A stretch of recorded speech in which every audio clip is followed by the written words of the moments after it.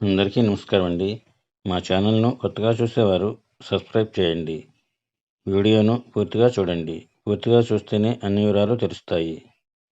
ఇంకా వీడియోలోకి వస్తే బంగినపల్లి రకం మామిడి తోటకు పురుగుమందులు ఒక సీజన్లో 8 సార్లు స్ప్రే చేయాలి. అదే కలెక్టర్ రకం మామిడి తోటకు పురుగుమందులు ఒక సీజన్లో 4 సార్లు స్ప్రే చేస్తే సరిపోతుంది. బంగినపల్లి రకం మామిడికాయ కొయ్యాలంటే టన్నుకు సుమారు 4,000 రూపాయల వరకు ఖర్చవుతుంది.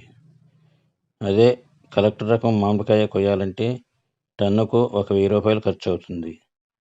బంగినపల్లి కాయలను పెద్ద పెద్ద మార్కెట్లోకి తీసుకెళ్ళాలి.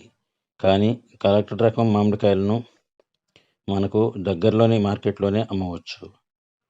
అంతేకాదు 100 కేజీల కాయలనైనా కోసి దగ్గరలోని మార్కెట్లో అమ్మవచ్చు.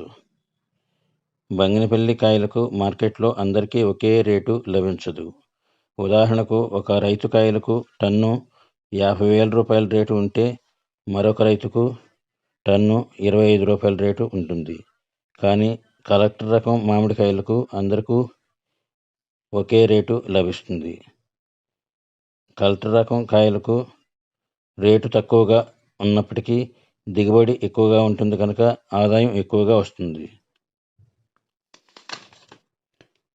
బంగినపల్లి రకం మామిడి తోటకు పెట్టుబడి ఖర్చు బాగా ఎక్కువగా ఉంటుంది.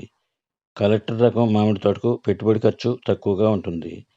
బంగినపల్లి రకం కాయలు మంచి క్వాలిటీగా ఉంటేనే మంచి రేటు వస్తుంది.